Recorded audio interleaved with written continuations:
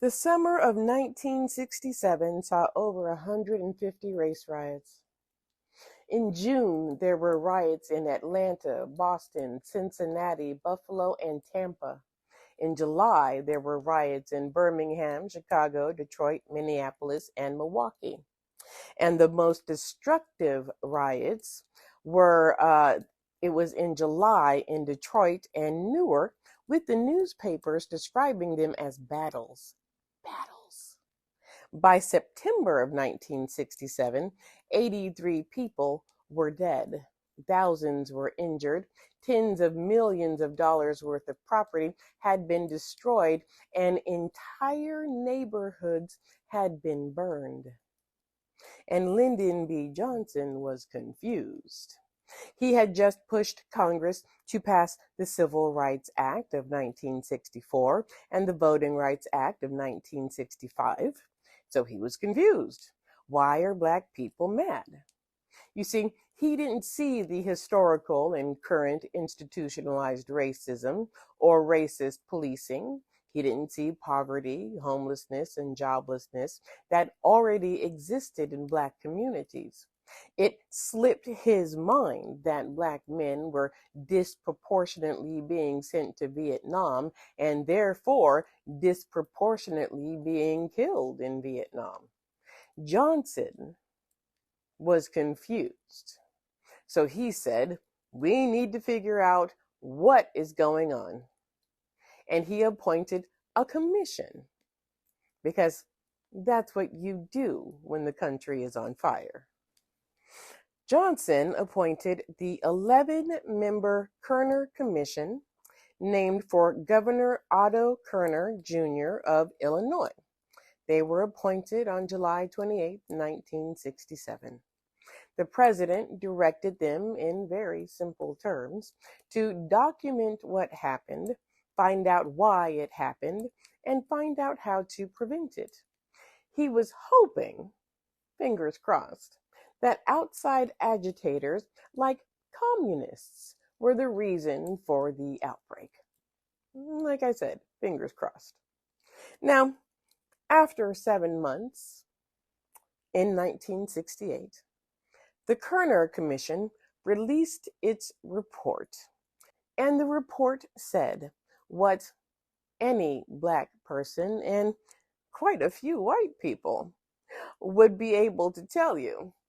The main cause of urban violence was white America. Yeah, they suggested that white America bore much of the responsibility for Black rioting and rebellion. Yeah, they did. They also attributed the riots to lack of economic opportunity for Black people, unscrupulous consumer credit practices, voter suppression, failed social service programs, police brutality, racism, unemployment, underemployment, and lack of adequate housing. Those were the most significant grievances motivating the rage. The Kerner Commission also added that other culturally embedded forms of racial discrimination all converged to propel violent upheaval on the streets of Black neighborhoods in American cities, North, South, East, and West. And as Black unrest arose, inadequately trained police officers and National Guard troops entered affected neighborhoods, often worsening the violence. The Kerner Commission proposed aggressive government spending to provide equal opportunities to Black people. And the report had some words for the media as well. Actually, some of its sharpest criticism was aimed at the media.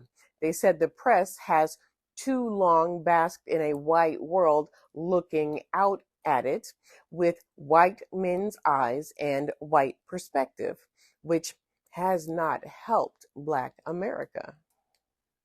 The Kerner Commission presented Americans with 3 alternatives.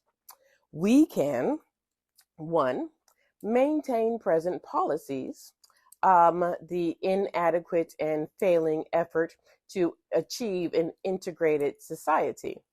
Now, they didn't like this one because it would lead to more violent protests by Black Americans in the inner city and more racial polarization throughout the nation.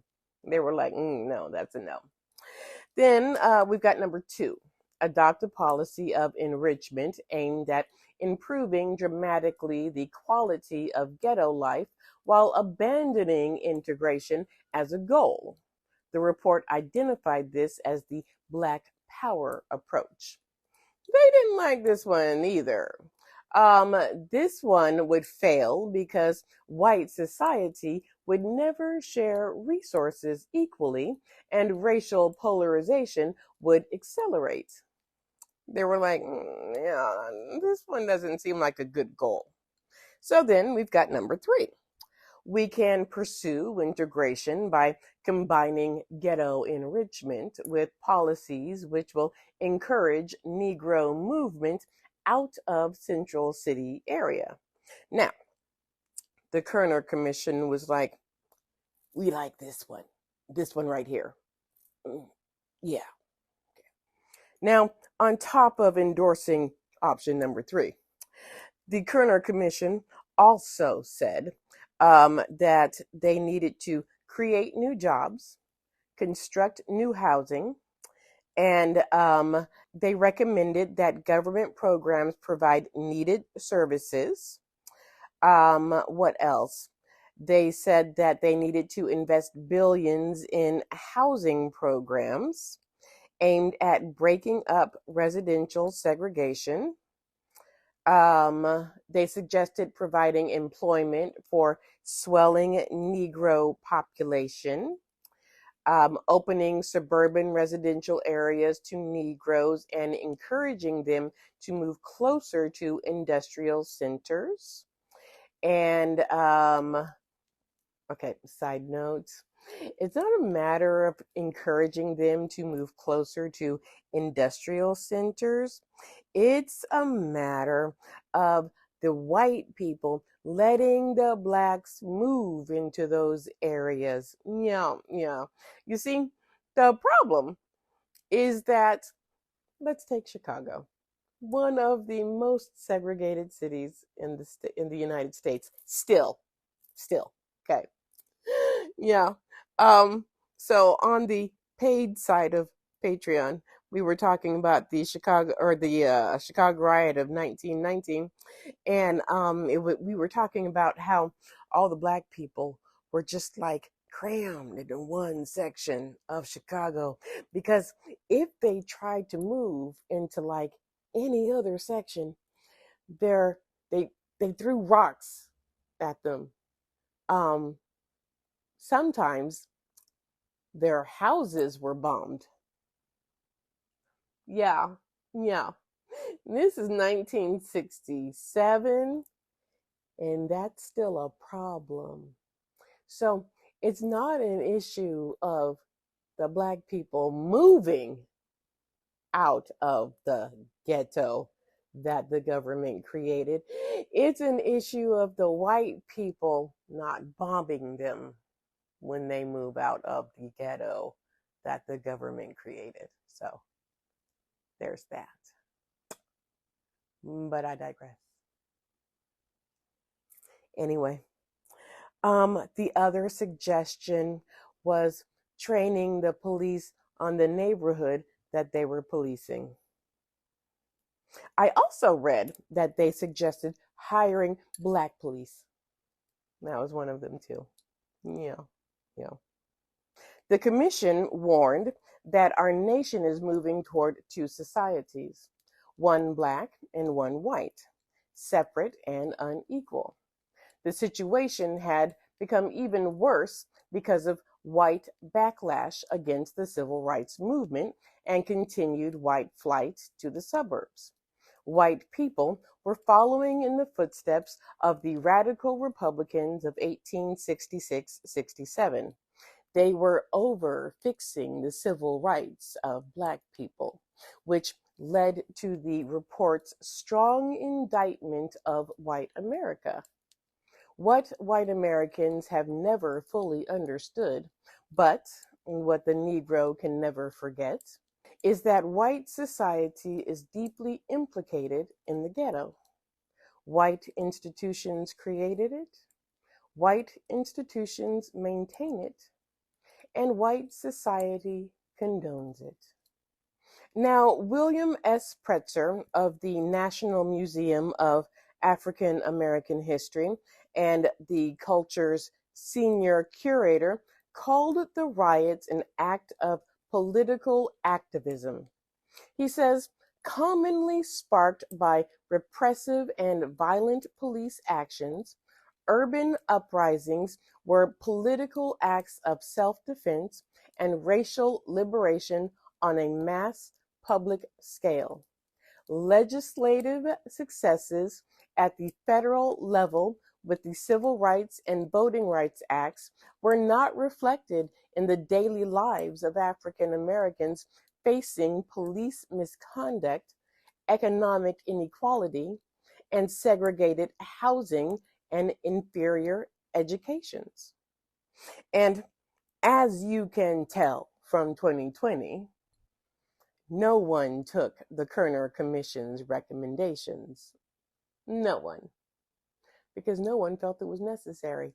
Actually, it's more nuanced than that. There was an election coming up, but that and, well, let's look at the polls, shall we? In March 1968, Harris poll reported in the Washington Post that 37% of Americans agreed with the Kerner Commission's report that the 1967 race riots were brought on mainly by inequalities. 37%. 49% disagreed. A majority of white people rejected the idea. Would you like to know what the percentage was? 53% disagreed. Only 35% agreed. So 53% of white people disagreed that the rioting was due to the inequalities in America. Meanwhile, 58% of Black people believed that the rioting was due to the inequalities, while 17% disagreed. Yeah. Conservative news groups disliked that blame was placed on white institutions and societies, and that rioters were left off the hook. Sounds a lot like today. A lot like today. What did Johnson think of the report? He was not a fan. No. He certainly wasn't a fan of the recommendations either. No. You see, he had chosen moderate commission members because he believed they would support his programs and seek evidence of outside agitation. Remember, that's what he thought it was. And he thought they would avoid assigning guilt to the very people who make or break national politicians. The white middle class. Yeah, the report, surprisingly, blindsided him. Yeah. He had suggested that communist agitation fired up the riots. And to his dismay, the report disagreed, asserting that the riots were not caused by, nor were they the consequences of, any organized plan or conspiracy. And the commission rejected another common allegation, that the journalists inflamed ghetto neighborhoods. He wanted it to be somebody else's fault so bad. And it wasn't. What did Black people think? Well, Some Black newspapers, like the New York Amsterdam News, and those they interviewed, thought the report did not have any new findings and was simply mirroring what Black people already knew. Yeah. Others were happy that the report was simply acknowledging racism. 1 month after the Kerner report was released, Martin Luther King Jr. was assassinated, and rioting and protesting and grief broke out in more than 100 cities. A year after that, Nixon, who ran on a law and order platform, won the election, 1969. Nixon believed that the country needed more police, not more equality.